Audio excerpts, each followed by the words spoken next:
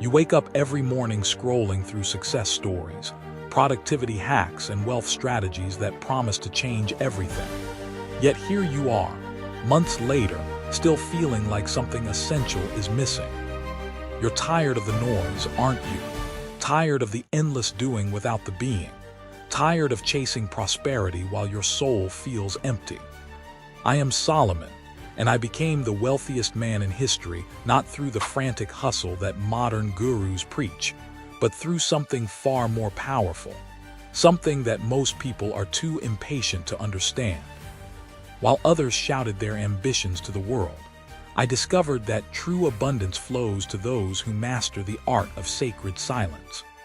You see, there is a profound difference between those who work hard and those who attract wealth effortlessly. The difference lies not in what they do, but in who they become.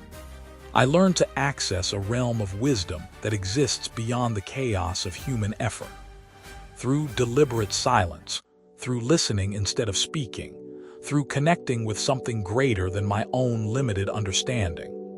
This is not about meditation apps or morning routines you'll abandon in 2 weeks. This is about becoming the type of person to whom wisdom and prosperity naturally flow. This is about transforming from someone who chases success to someone who magnetically draws it. Right now, you stand at a crossroads. You can continue consuming the same loud strategies that have left you feeling depleted, or you can learn the silent ritual that gave me dominion over kingdoms and riches beyond measure. The choice you make in the next few minutes will determine whether you remain trapped in the exhausting cycle of effort without results, or step into the flow of effortless abundance. If you're ready to stop being a seeker and start being a receiver, if you're ready to trade the noise for the power of silence, then stay with me. What I'm about to share will change not just what you have, but who you are. Subscribe now, because this wisdom has waited 3,000 years to reach you, and it will not wait much longer. Number 1, the mystery of the silent ritual. You believe that power must be loud, don't you? That wealth must announce itself with golden trumpets. That wisdom must parade through marble halls draped in purple. This is the lie that keeps most men poor, even when they possess riches. They confuse the shadow with the substance, the noise with the power, the performance with the reality. I watch you from these ancient halls, and I see the same mistake repeated across millennia. You chase the symptoms of greatness while ignoring its source. You study the external manifestations of successful men while remaining blind to the invisible foundation upon which all true authority rests. You are mesmerized by the crown while missing the character that makes one worthy to wear it. The greatest mystery of my reign was not the temple I built, nor the gold that flowed into my coffers like rivers, nor even the wisdom that made kings travel from distant lands to sit at my feet. The greatest mystery was the ritual that no one saw, the discipline that no courtier witnessed, the practice that transformed a young man into the vessel through which divine wisdom could flow. Power, true power, is like the roots of the great cedar trees that once covered the mountains of Lebanon. What you see above ground, the magnificent trunk reaching toward heaven, the branches that shelter nations, the crown that touches the clouds, all of this splendor exists only because of what remains hidden beneath the earth. The deeper and more extensive the root system, the greater the tree's capacity to weather storms, to grow tall, to bear fruit that nourishes multitudes. My silent ritual was the root system of my authority. While other kings paraded their strength in the marketplace, while they filled their courts with the noise of flatterers and the chaos of constant motion, I learned to descend into the depths of stillness. Every morning, before the sun painted the eastern hills with gold, before the servants stirred in the corridors, before the weight of 1,000 decisions pressed upon my shoulders, I would retreat to a chamber known only to me. This was not a room of gold or precious stones. It contained no throne, no symbols of royal power, no mirrors to reflect my status back to me. It was a simple space, austere in its emptiness, powerful in its silence. Here, I practiced the most difficult discipline known to man. The discipline of being still enough to hear the voice that speaks only to those who have learned to quiet the storms within their own souls. The ritual began with the recognition of my own smallness. Yes, I, Solomon, who would become the richest man in history, who would build wonders that would be remembered for thousands of years, who would write words that would guide humanity across the ages. I began each day by acknowledging that without connection to something greater than myself, I was nothing more than dust pretending to be a mountain. This is where most men fail. They believe that confidence comes from forgetting their limitations, from drowning their insecurities in noise and action, and the pursuit of external validation. They think that authority flows from the ability to dominate others, to speak the loudest in the room, to accumulate the most impressive collection of achievements and possessions. But I discovered something that revolutionized not just my reign, but my very understanding of what it means to be truly powerful. Authority does not come from your ability to impose your will upon the world. It comes from your willingness to align your will with the deeper currents of wisdom that flow through the universe. It comes from becoming so still, so receptive, so empty of your own noise, that you can hear the whispers of guidance that most men miss because they are too busy shouting their own opinions. In that chamber of silence, I would sit motionless for what seemed like hours, though time becomes irrelevant when you enter the realm beyond the physical senses. I was not meditating in the way that word is understood today, with techniques and mantras and prescribed mental exercises. I was simply making space for something greater than my limited human perspective to enter and take residence in the decisions that would shape kingdoms. The transformation was not immediate. For weeks, perhaps months, nothing seemed to happen. My mind would race with the concerns of governance, with the pressures of leadership, with the endless stream of problems that demanded immediate solutions. I would sit in that chair, struggling against the chaos within my own thoughts, wondering if this practice was nothing more than an elaborate form of procrastination. But then, slowly, like the first light of dawn creeping across a darkened landscape, something began to shift. The voice of anxiety that had always driven my decision-making began to quiet. The desperate need to have all the answers immediately began to relax its grip on my consciousness. In the space that this created, something else began to emerge. It was not a voice in the way you might imagine, not words spoken audibly that I could record for posterity.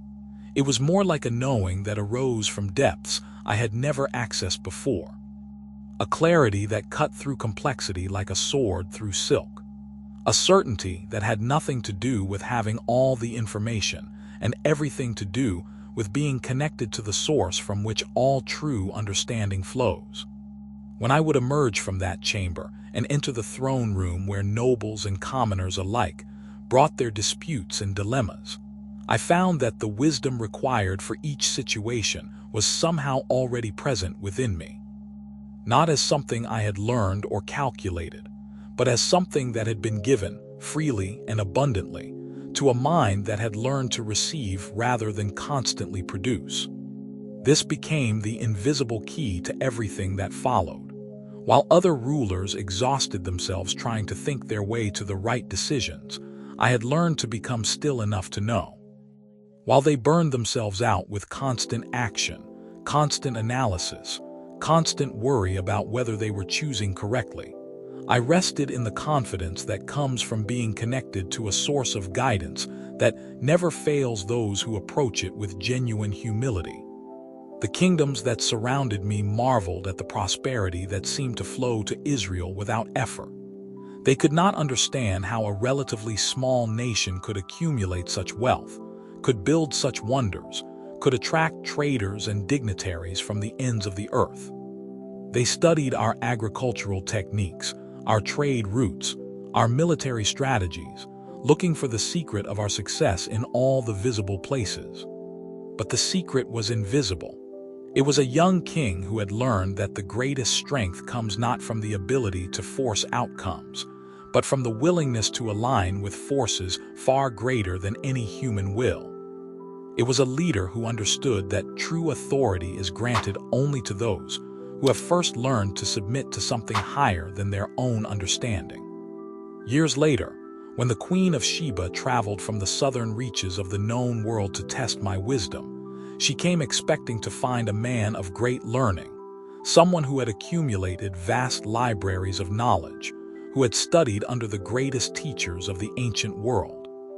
Instead, she found something far more mysterious and far more powerful, a man who had learned to access wisdom directly from its source. The questions she brought were not academic puzzles to be solved through cleverness or scholarship. They were the real challenges that face anyone who seeks to build something lasting in a world of constant change and uncertainty. How do you make decisions when the consequences reach far into an unknowable future? How do you lead when every choice affects the lives of thousands? How do you accumulate wealth without losing your soul? How do you build something that will outlast your own lifetime? My answers came not from books or advisors or careful analysis of precedents. They arose from the deep well of silence I had been cultivating for years, from the connection to eternal wisdom that had been forged in countless hours of stillness, of listening, of making space for truth to reveal itself to a mind humble enough to receive it. This is the mystery that modern men and women have forgotten in their desperate pursuit of success. You believe that achievement comes from doing more, learning more, networking more, hustling harder, optimizing every moment for maximum productivity. You fill your lives with noise and call it progress. You mistake motion for movement, activity for accomplishment, the accumulation of information for the acquisition of wisdom. But I tell you this, the most powerful thing you can do is learn to do nothing with such completeness, such dedication, such discipline, that in that nothingness, everything you truly need begins to emerge. The ritual that created my prosperity was not a ritual of action, but a ritual of reception, not a practice of taking, but a practice of being given to. The man or woman who masters this understanding will find that the universe conspires to support their endeavors in ways that defy logical explanation. Opportunities will appear at precisely the right moments. The right people will cross their path exactly when their contributions are most needed. Resources will flow toward them, not because they have forced these outcomes through effort alone, but because they have aligned themselves with the deeper patterns through which all true abundance moves. This is not mysticism disguised as practical advice. This is the most practical truth you will ever encounter. Everything you seek is already seeking you, but it can only find you when you become still enough to be found. Number 2, silence before wisdom. Your words betray you every day and you don't even know it. In meetings, you speak to prove your intelligence. In relationships, you talk to fill the uncomfortable spaces. In moments of crisis, you voice your fears as if speaking them aloud will somehow diminish their power over you. You have become addicted to the sound of your own voice, mistaking volume for authority, frequency for importance. I see you checking your phone compulsively, scrolling through an endless stream of other people's thoughts, other people's opinions, other people's noise. You consume information like a starving man devours bread, believing that somewhere in this constant intake of words and images and sounds, you will find the guidance you seek. But you are looking in the wrong direction, seeking in the wrong place, listening to the wrong voice. The poverty of our age is not material, though many lack the basic necessities of life. The poverty of our age is the poverty of attention, the inability to be present to the subtle communications that surround us every moment. You live in a world saturated with signals, yet you have lost the capacity to receive the ones that matter most. Wisdom does not come from accumulating knowledge. It does not arise from collecting facts or mastering skills, or even from years of experience. Wisdom is revealed to those who have learned to create space between stimulus and response, between question and answer, between the problem and the solution. It emerges in the pause, in the gap, in the silence that most people find so uncomfortable they will do anything to fill it. Think of the master craftsman working with precious metal. He does not hammer constantly, without pause, without consideration. He strikes, then listens. The metal itself tells him where the next blow should fall, how much force to apply, when to stop and let the material rest. The rhythm of creation is not constant action, but alternation between effort and receptivity, between doing and allowing. Your mind is like that precious metal, and your decisions are the vessel you are trying to create. But instead of listening to the wisdom inherent in each situation, instead of pausing to feel the natural direction that wants to emerge, you hammer away with your thoughts, your analysis, your endless internal commentary, until the material becomes brittle and the vessel cracks under the pressure of your interference. I learned this lesson in the most painful way possible. In my youth, drunk on the power that came with the throne, intoxicated by the intelligence that others praised and celebrated, I believed that wisdom meant having an answer for everything immediately.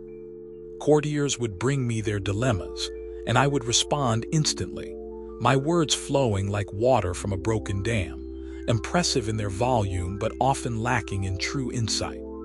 One day, an old shepherd was brought before me, accused of stealing a lamb from his neighbor. Both men presented their cases with passion and conviction. The evidence seemed to point toward the shepherd's guilt, and the assembled nobles expected a swift judgment. They had seen me resolve dozens of similar disputes, with quick, decisive rulings that left all parties impressed by my penetrating analysis. But something made me pause. Perhaps it was the expression in the old man's eyes, not the defiance of guilt or the panic of being falsely accused, but something else entirely.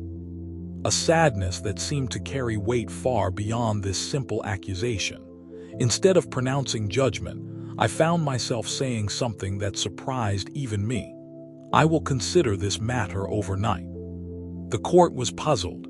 The nobles whispered among themselves. Why would such a straightforward case require extended deliberation? The evidence was clear, the law was established, the precedents were known. What was there to consider? That night, instead of pondering the legal technicalities or reviewing similar cases, I simply sat in silence with the image of that old shepherd's face. I did not try to solve the problem or work through the logic of the situation. I simply held the entire matter in a space of stillness and waited. In that waiting, something remarkable happened. Details that I had not consciously noticed during the testimony began to surface in my awareness. The slight hesitation in the accuser's voice when he described finding his property missing. The worn condition of the shepherd's sandals, suggesting someone who walked great distances, perhaps searching. The time of year when the supposed theft occurred, during the season when lambs often wander from their mothers and become lost. But more than these practical observations, something deeper began to emerge. A sense of the true story that lay beneath the surface accusations, an understanding that came not from clever deduction, but from a kind of knowing that arises only in silence. When I returned to court the next morning, I called both men forward.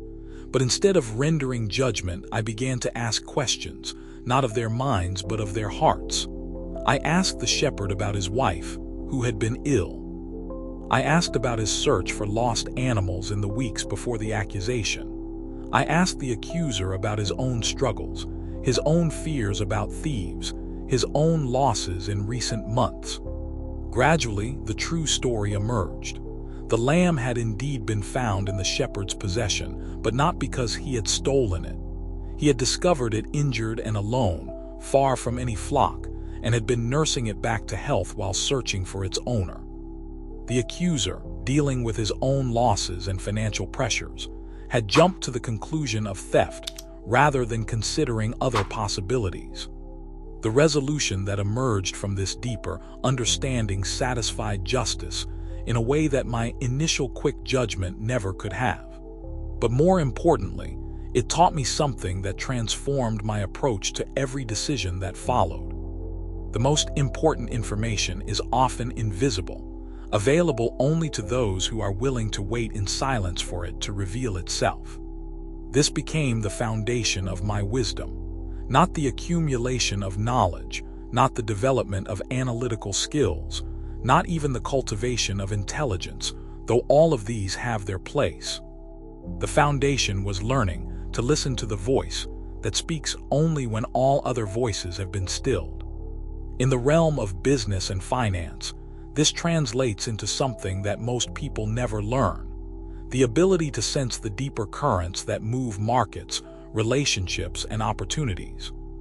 While others react to the obvious signals, the news reports, the surface fluctuations, those who have cultivated the discipline of silence can perceive the underlying trends, the emerging patterns, the shifts that have not yet become visible to the analytical mind. I have watched men make fortunes not because they were smarter than their competitors, but because they were still enough to sense when to act and when to wait. I have seen women build empires not through aggressive pursuit of opportunities, but through the patient cultivation of wisdom that allowed them to recognize the right opportunities when they appeared.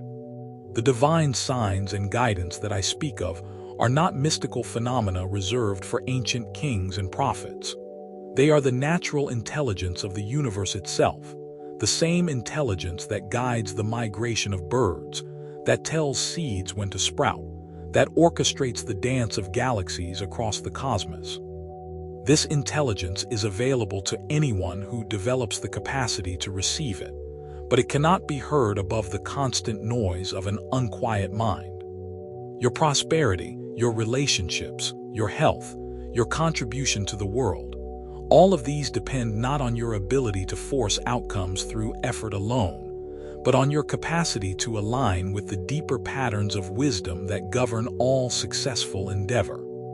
But this alignment requires something that our culture has almost entirely forgotten: the willingness to be silent long enough for truth to reveal itself. The most successful people I have known, across all cultures and centuries, share this one characteristic. They have learned to pause before important decisions, not to procrastinate, not to avoid responsibility, but to create space for insight to emerge. They understand that the quality of any decision depends not on the speed with which it is made, but on the depth of understanding from which it arises. In your personal relationships, this means learning to listen not just to what people are saying, but to what they are not saying, to the fears behind their anger, the hurt beneath their accusations, the love disguised as criticism. When you respond from this deeper listening, you find that conflicts resolve more easily, that trust develops more quickly, that intimacy deepens without effort. In your professional life, this means developing the patience to let solutions emerge rather than forcing them through premature action.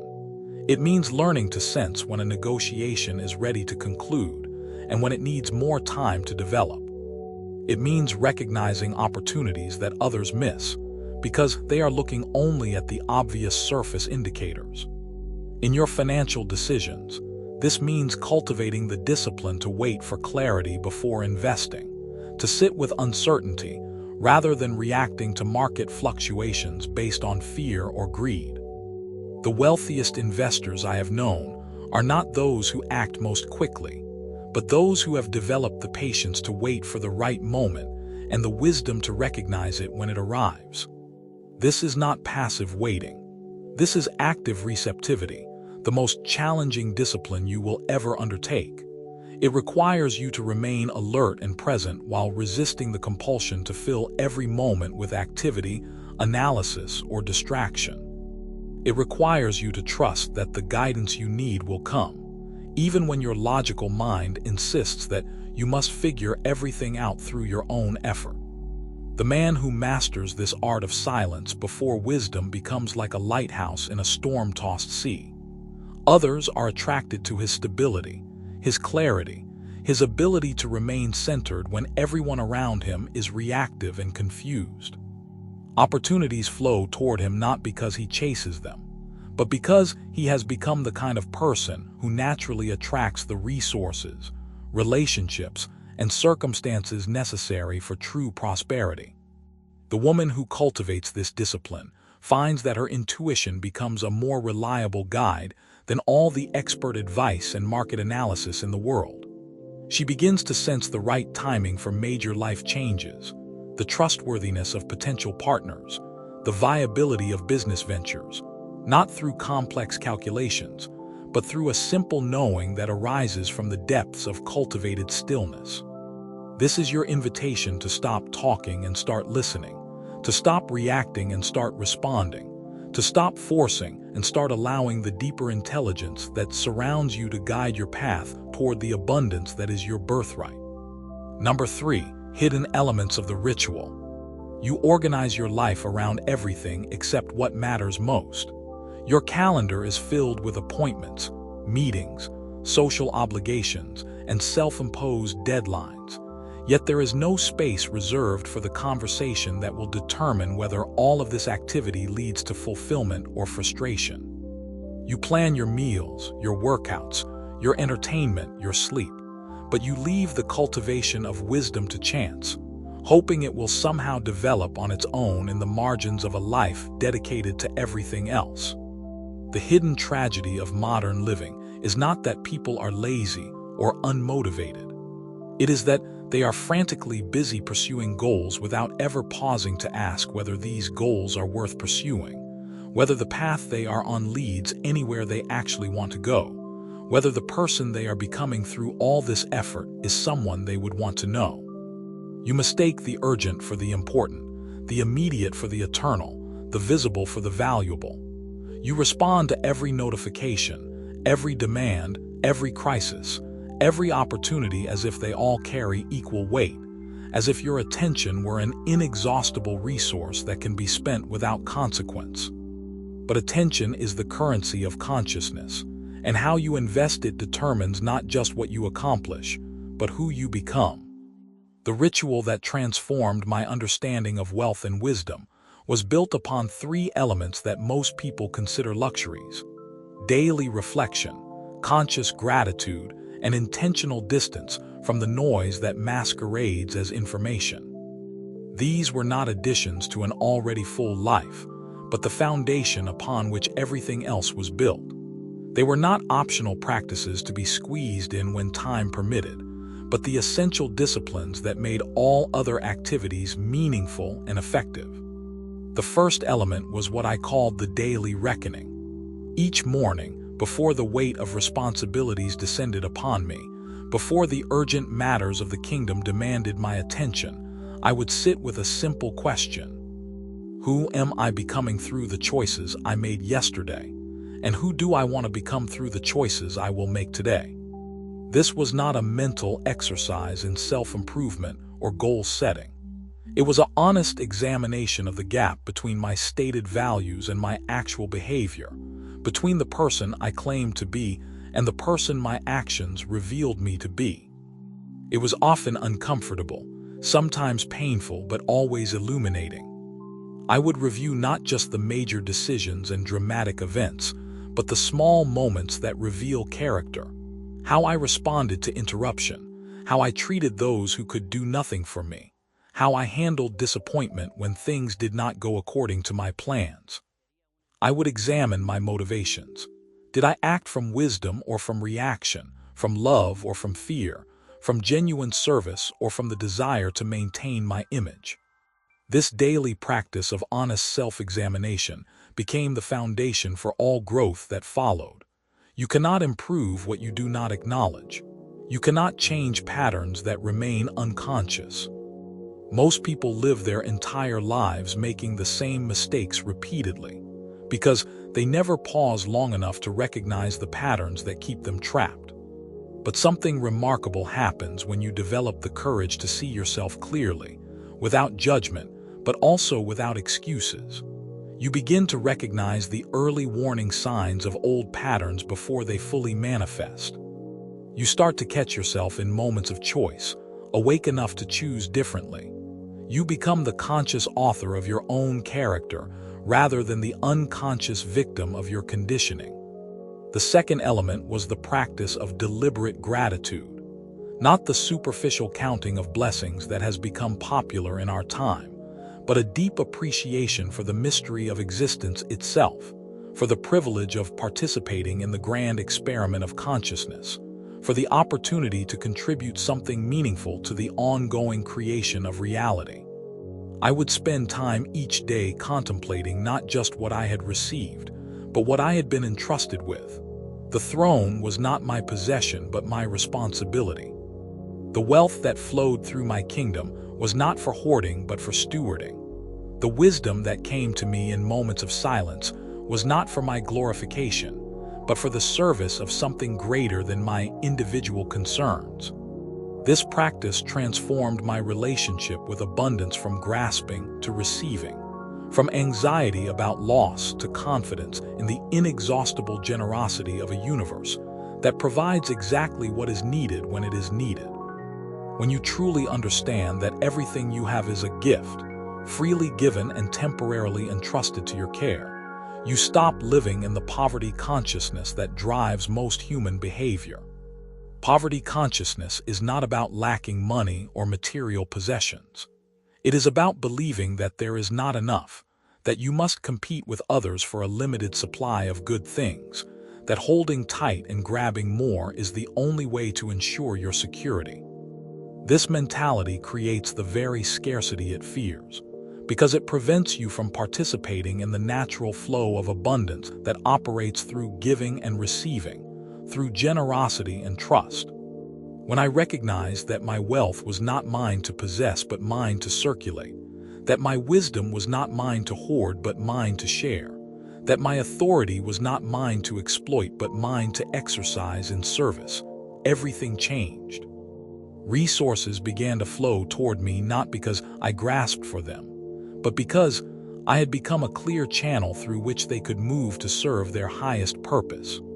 The third element was what I called the retreat from noise. Each day, I would intentionally create distance between myself and the constant stream of information, opinion, gossip, and commentary that filled the courts and marketplaces. This was not escapism or avoidance of responsibility, but the recognition that clarity requires space, that wisdom emerges in silence, that truth reveals itself only to minds that are not cluttered with the debris of other people's thoughts. In our time, this discipline is more challenging and more necessary than ever. You are bombarded every waking moment with messages designed to capture your attention, influence your thinking, and direct your behavior toward the agendas of others.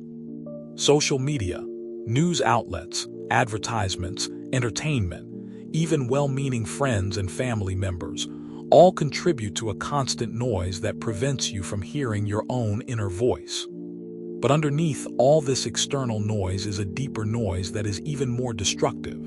The internal commentary that never stops, the mental chatter that analyzes, judges, compares, worries, plans, and rehearses every moment of your existence. This internal noise is so familiar that you mistake it for thinking, but it is actually the primary obstacle to genuine thought, to real insight, to the kind of understanding that can transform your life. When I would retreat into silence, the first thing I encountered was this internal noise, louder and more demanding than any external distraction. My mind would race with concerns about governance, with worries about threats to the kingdom, with analysis of diplomatic situations, with replaying of conversations and imagining of future scenarios. For many months, the practice seemed to accomplish nothing except making me more aware of how chaotic and uncontrolled my mental environment had become. But gradually, through patient persistence, something began to shift.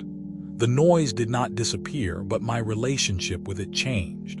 I began to recognize that I was not my thoughts, that the constant mental commentary was not truth, but simply the mind's attempt to maintain control through constant analysis. I learned to let the thoughts arise without engaging with them, to let them pass without believing them, to rest in the space between thoughts rather than getting carried away by their content. In this space, something entirely different began to emerge. Not more thoughts, but a quality of knowing that had nothing to do with thinking. Not more analysis, but a clarity that cut through complexity without effort. Not more information, but a wisdom that seemed to arise from depths I had never accessed through intellectual effort alone. This became the source of the insights that guided my most important decisions. When ambassadors from foreign lands came seeking treaties, when merchants proposed new trade routes, when internal disputes required judgment, when personal relationships faced challenges, I would retreat into this space of silence and wait for clarity to emerge. The guidance that came was not always what my logical mind expected or wanted. Sometimes it required me to wait when I wanted to act when I preferred to delay, to trust when I wanted to control, to let go when I wanted to hold on. But following this inner guidance consistently led to outcomes that exceeded anything I could have achieved through strategy and effort alone. The integration of these three elements, daily reflection, conscious gratitude, and intentional silence, created a foundation of inner stability that remained unshaken regardless of external circumstances. When prosperity came, I was not intoxicated by it. When challenges arose, I was not defeated by them. When people praised me, I was not inflated by their approval. When others criticized me, I was not diminished by their disapproval.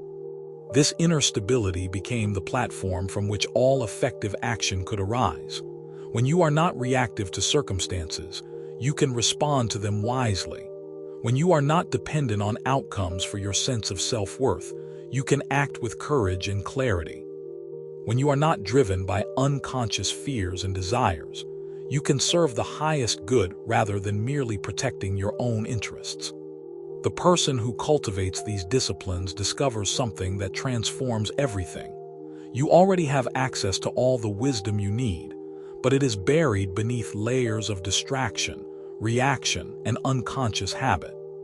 The ritual is not about acquiring something new, but about removing the obstacles that prevent you from recognizing what is already present. Your birthright is not struggle and scarcity and confusion, though these may be your current experience. Your birthright is clarity, abundance, and the deep satisfaction that comes from living in alignment with your highest potential. But claiming this birthright requires the discipline to create space for it to emerge, to prioritize the invisible over the obvious, to value the eternal over the immediate. The man or woman who commits to this path will find that life becomes not easier, but infinitely more meaningful. Not more comfortable, but more authentic. Not more predictable, but more aligned with the deeper currents of wisdom that guide all truly successful endeavor. Number 4, how to apply the ritual today. You live in a time of unprecedented noise, and you have mistaken this noise for progress. Every device in your home competes for your attention. Every platform promises to connect you with what matters most. Every notification claims to carry urgent information that requires your immediate response. You are drowning in an ocean of other people's priorities, while your own deepest wisdom grows weak from neglect. The modern world has conspired against your capacity for reflection, for stillness, for the kind of deep listening that reveals truth. You have been trained to believe that productivity means constant motion, that success requires perpetual availability, that being present means being connected to everything except your own inner guidance. But I tell you this, the same principles that created the prosperity of ancient kingdoms can transform your life today, if you have the courage to swim against the current of cultural conditioning, if you are willing to appear strange to a world that has forgotten what sanity looks like. The application of my ancient ritual to your modern circumstances does not require you to retreat to a monastery or abandon your responsibilities. It requires something far more challenging: the discipline to remain connected to your deeper wisdom while navigating the complexities of contemporary life. The first practice is the establishment of what I call sacred boundaries around your attention. You must recognize that your consciousness is the most valuable resource you possess, more precious than your money, more important than your time, more determinative of your destiny than your education or connections or circumstances. Every morning, before you check your phone, before you consume any external information, before you allow the world's agenda to colonize your mental space, you must first connect with your own inner compass. This is not a luxury to be enjoyed when you have extra time. This is the foundation upon which everything else must be built if you want your life to have direction rather than merely motion. Create a specific time and place for this practice. It need not be elaborate or lengthy, but it must be consistent and protected. Even 15 minutes of genuine silence, encountered daily at the same time, will begin to transform your relationship with everything else that happens in your life. Sit in a place where you will not be interrupted. Turn off all devices, not just to silent mode, but completely off. The electromagnetic field of active devices creates a subtle agitation in the nervous system that prevents the deep relaxation necessary for wisdom to emerge. Your mind needs to know that for this brief period, nothing from the external world can reach you. Begin not with trying to achieve any particular state of mind, but simply with the recognition of what is already present. Notice the quality of your breathing without trying to change it.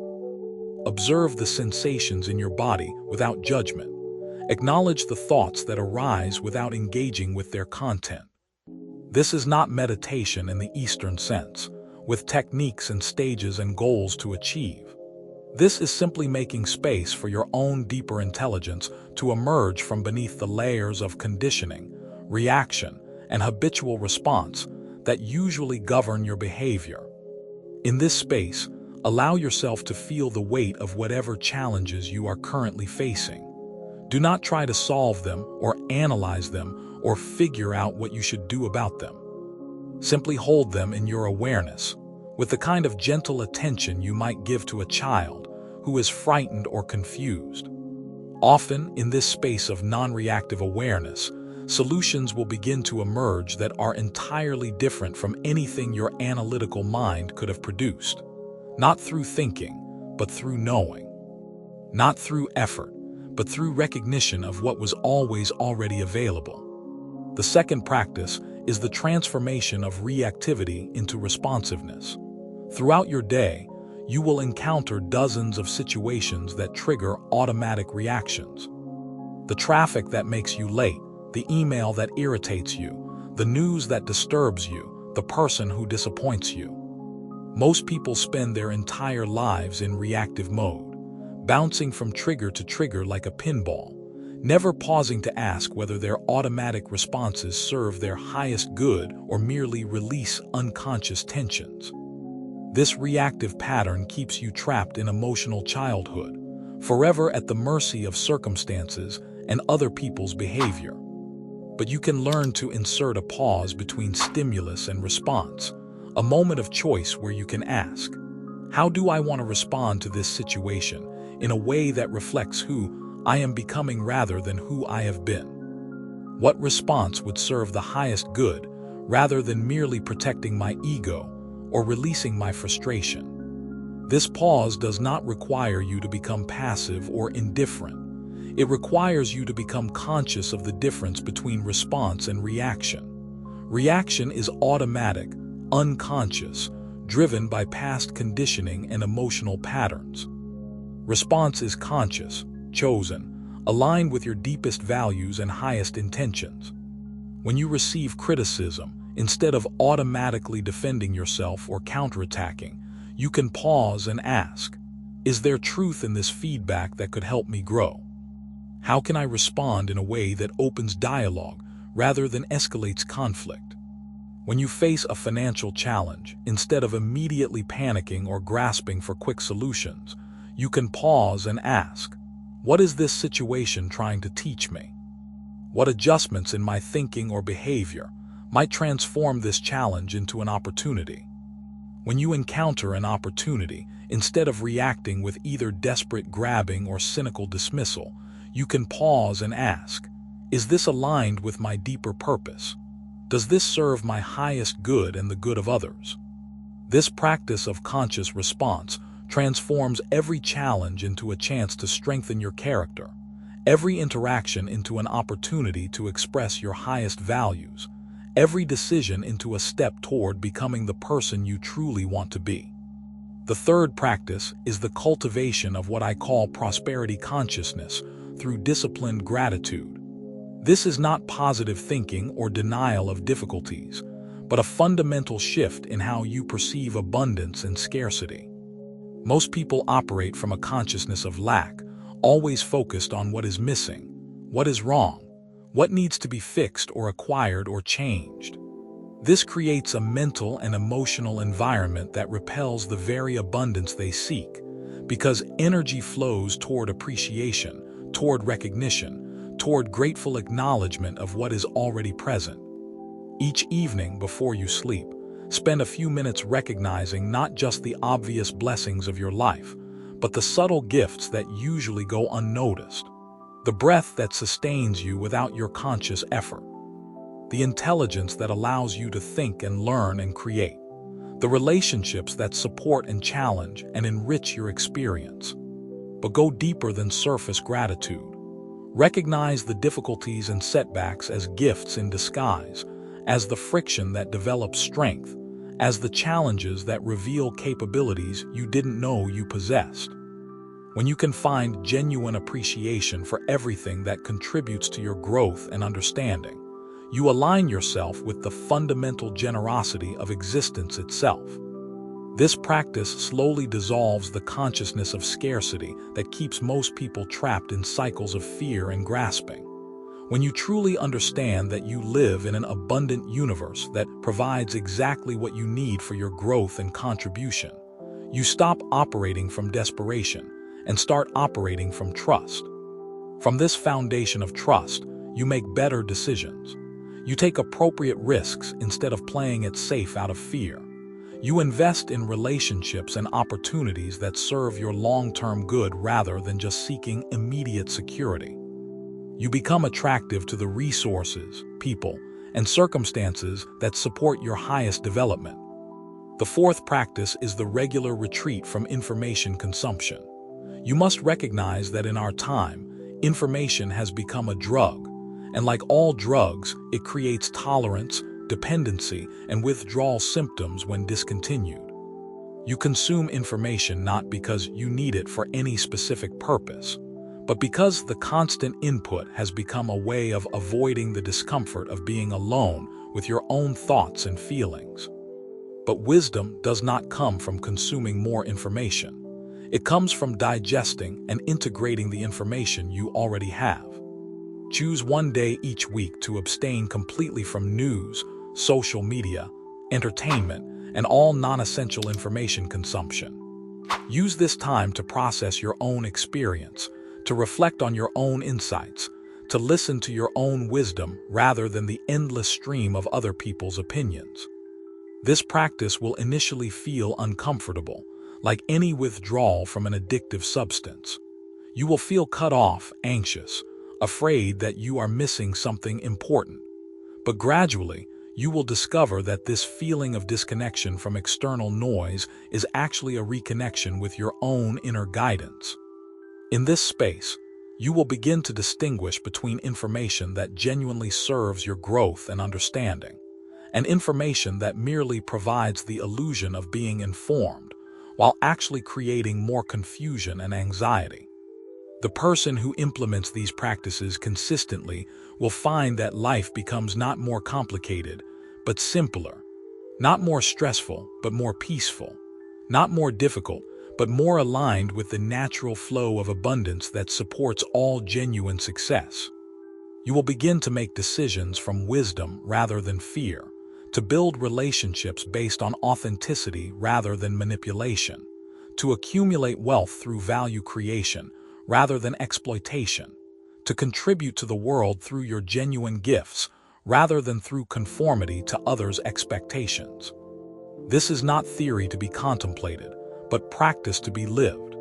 The ritual that created my prosperity is available to you today.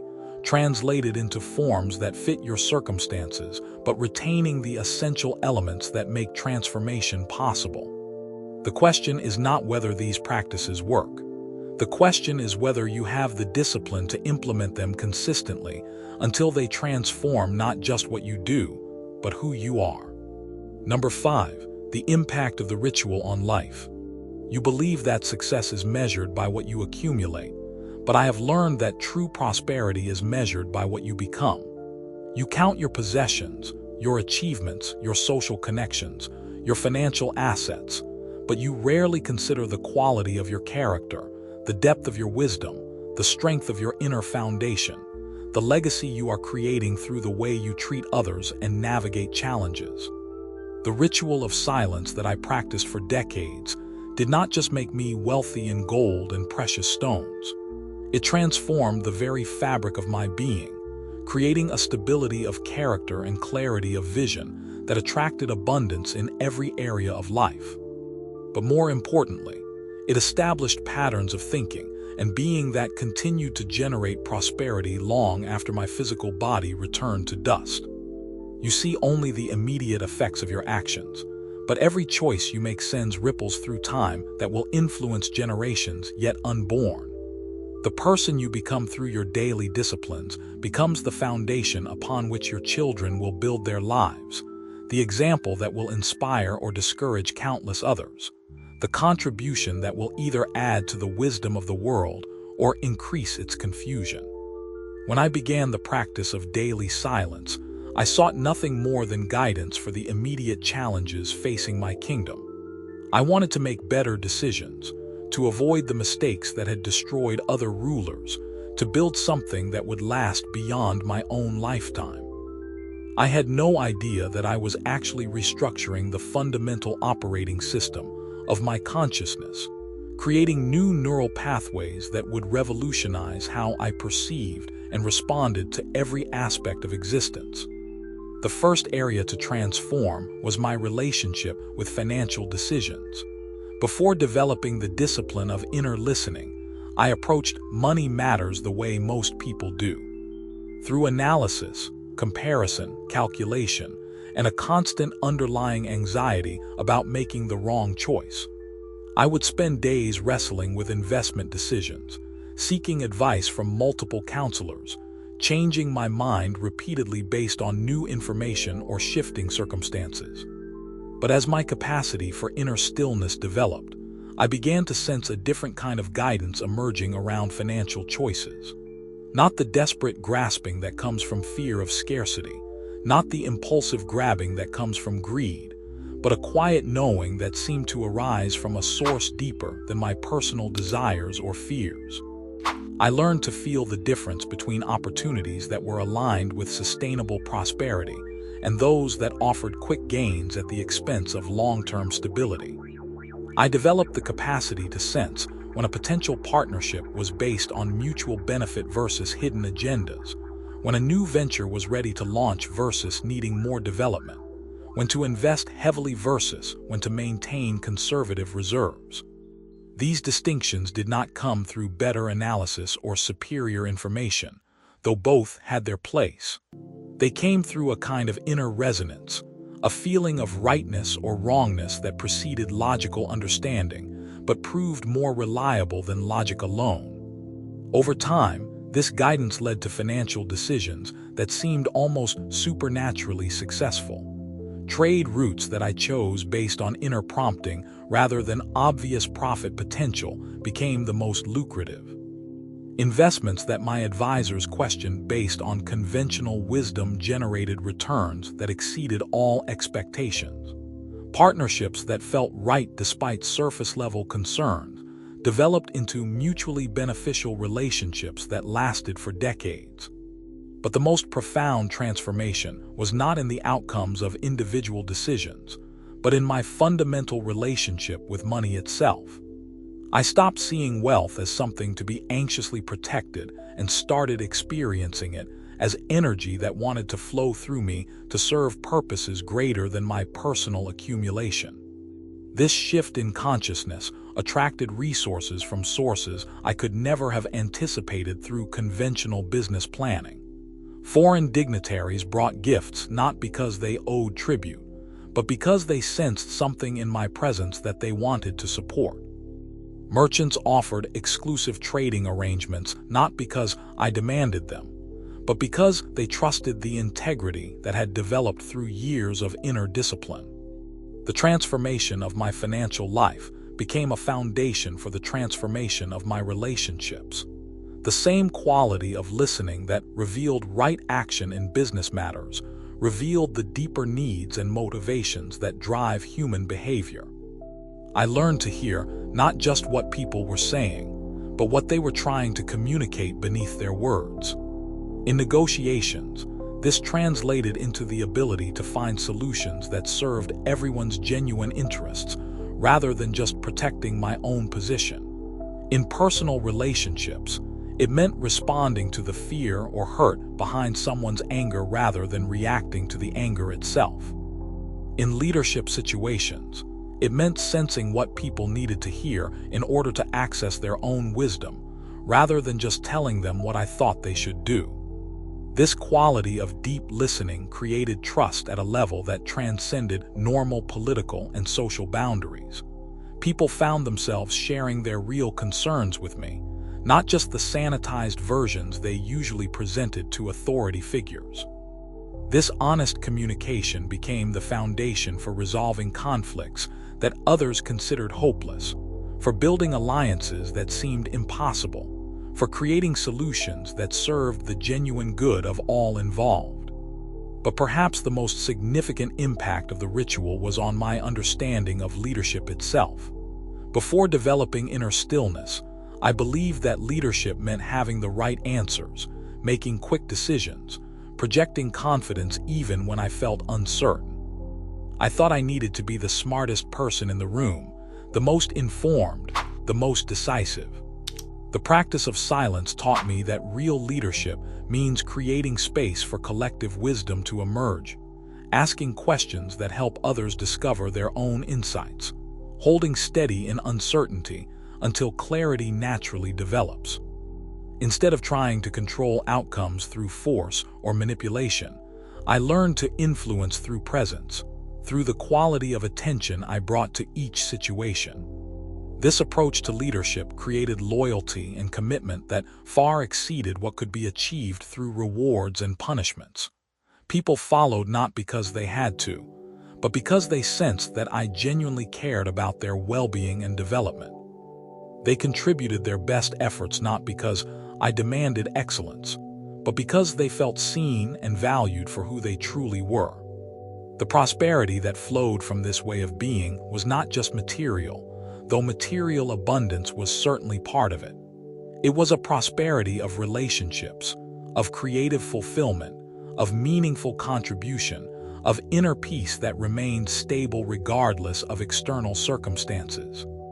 Years later, when I reflected on the factors that had created such unprecedented prosperity during my reign, I realized that the external strategies and policies, while important, were secondary to the internal transformation that had occurred through daily practice. The ritual had not just improved my decision-making, it had transformed me into the kind of person who naturally attracts and generates abundance in all its forms. This understanding became the foundation for everything I taught to those who came seeking wisdom. True prosperity is not something you achieve through effort alone. It is something you become through the development of character, consciousness, and connection to sources of guidance that transcend personal limitations. The man or woman who develops these inner capacities discovers that external success becomes natural and sustainable rather than forced and fragile. Opportunities appear at the right time because they have developed the sensitivity to recognize them.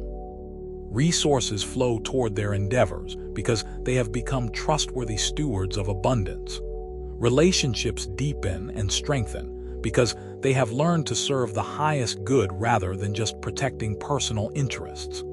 But perhaps most importantly, they discover that their prosperity benefits not just themselves, but everyone whose life they touch. Their success creates opportunities for others.